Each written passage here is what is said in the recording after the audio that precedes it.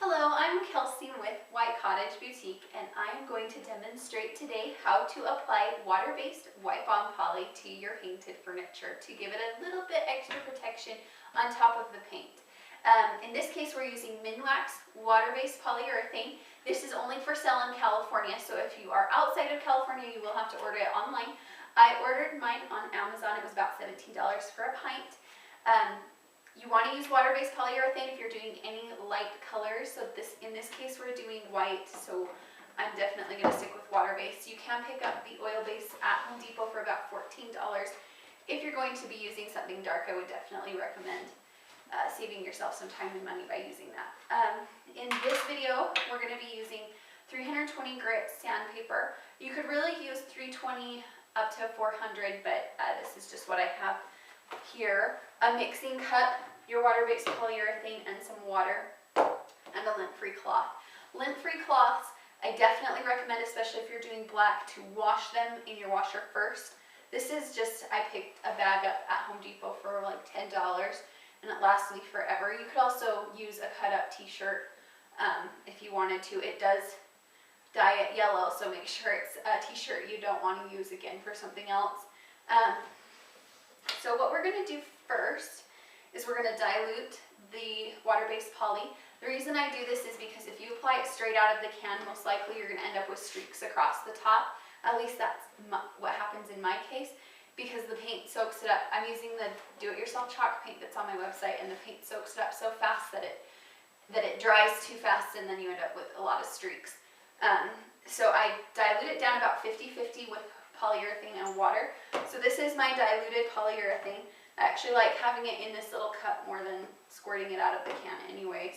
And what you're going to do, you're going to take your sandpaper and you're just going to lightly sand the top, and you're just going to feel it and make sure it's just smooth. There's no grittiness to it. And I've already done the sides, so I don't really need to do too much on the sides. I'm just really doing the top here, and you can kind of see it.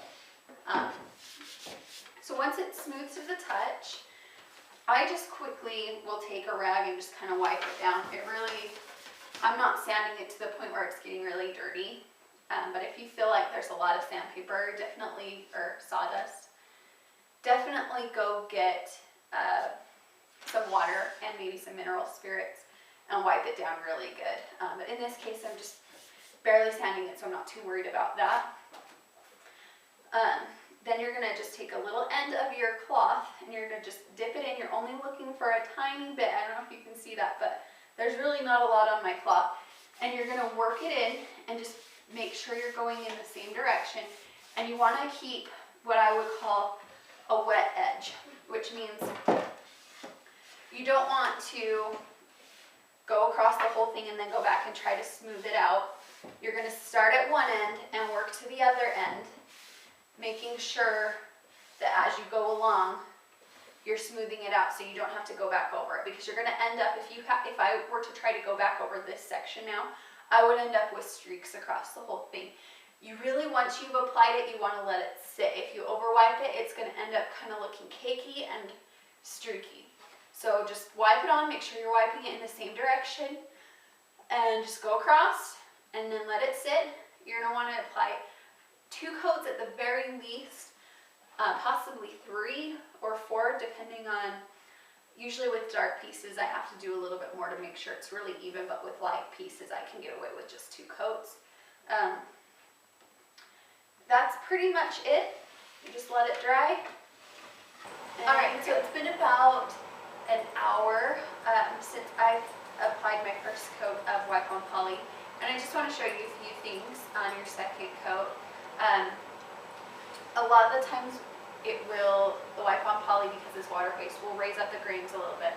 So you want to take just your 300 grit sandpaper and just really lightly go over that piece again until it's smooth to the touch. I mean, I'm not pushing it all, I'm just barely wiping it across the top. And then once it's smooth, you're going to put on your second coat. And same thing, you're just going to get a tiny bit on your rag and go in the same direction you did before. And you're just doing the thinnest coat that you possibly can do. and I got a little bit too much on, so I'm just kind of wiping it off. And you want, as you go through, you might end up seeing that you get little tiny hairs or lint just in it. So just take a dry part of your rag, oops, and quickly just wipe it off. If you let it sit in there, there's a good chance it will harden in there, and the only way you're going to get it off is if you sand it off. One thing I also wanted to mention is the reason I'm going just straight across is because if you swirl it around, I think it actually tells you in the instructions to swirl it around. If you do that, it'll look swirly on your piece. You'll be able to tell that it's swirly. It won't look even.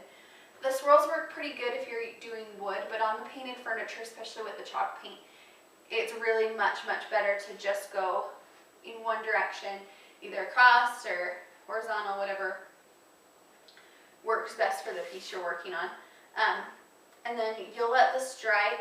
It dries a lot faster with chalk paint than it does with wood. So you're probably, I wait about an hour in between each piece. Usually about the time it takes me to finish the whole piece, I'm going back around on my second coat. Even though the bottle says to wait at least 2 to 3 hours, I've only ever needed to do that when I was doing a stained piece.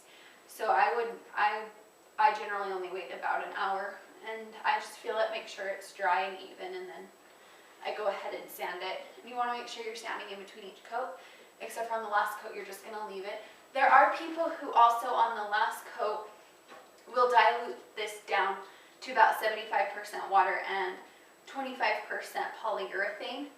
That's just an option. I don't usually do it unless I'm having problems with streaking on that particular piece. All it really does is make it so that that last coat is super thin and it covers up any kind of imperfection, but you're really, you're just evening out the sheen, if that makes sense. So that's an option if you're having problems. Go ahead and try that. I've never had to do it, but it's worked well for people I've worked with in the past. Yeah, if you have any questions, feel free to contact me. I'm happy to help with any of your projects.